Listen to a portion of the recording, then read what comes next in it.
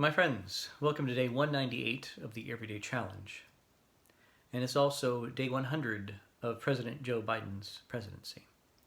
And in honor of that, I've decided to try my hand at reading The Hill We Climb by Amanda Gorman.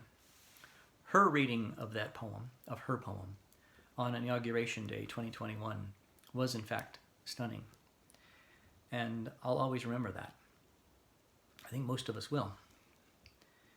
And I'll hope to do my best with it.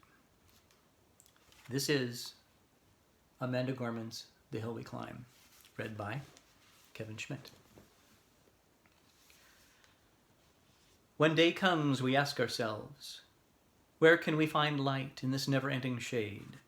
The loss we carry, a sea we must wade. We braved the belly of the beast, we've learned that quiet isn't always peace, and the norms and notions of what just isn't always justice.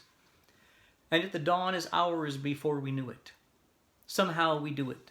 Somehow we've weathered and witnessed a nation that isn't broken, but simply unfinished. We, the successors of a country and a time where a skinny black girl descended from slaves and raised by a single mother can dream of becoming president, only to find herself reciting for one. And yes, we are far from polished, far from pristine, but this doesn't mean we're striving to form a union that is perfect. We are striving to forge our union with purpose, to compose a country committed to all cultures, colors, characters, and conditions of man. And so we lift our gazes not to what stands between us, but what stands before us. We close the divide because we know to put our future first, we must first put our differences aside.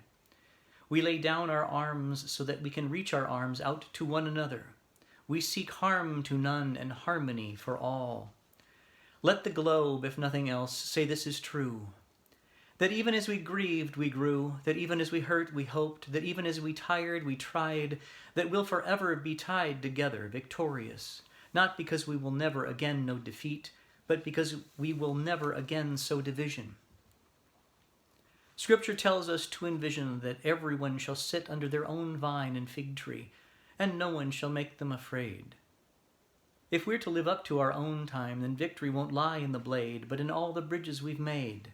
That is the promised glade, the hill we climb, if only we dare it, because being American is more than a pride we inherit. It's the past we step into, and how we repair it. We've seen a force that would shatter our nation rather than share it, would destroy our country if it meant delaying democracy, and this effort very nearly succeeded. But while democracy can be periodically delayed, it can never be permanently defeated. In this truth, in this faith, we trust.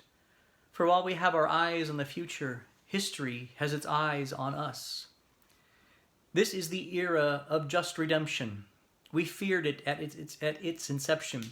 We did not feel prepared to be the heirs of such a terrifying hour, but within it we found the power to author a new chapter, to offer hope and laughter to ourselves. So while once we asked, how could we possibly prevail over catastrophe? Now we assert, how could catastrophe possibly prevail over us? We will not march back to what was, but move to what shall be. A country that is bruised but whole, benevolent but bold, fierce and free. We will not be turned around or interrupted by intimidation, because we know our inaction and inertia will be the inheritance of the next generation. Our blunders become their burdens, but one thing is certain. If we merge mercy with might and might with right, then love becomes our legacy and change our children's birthright. So let us leave behind a country better than the one we were left. With every breath from our bronze-pounded chests, we will raise this wounded world into a wondrous one. We will rise from the gold-limbed hills of the West.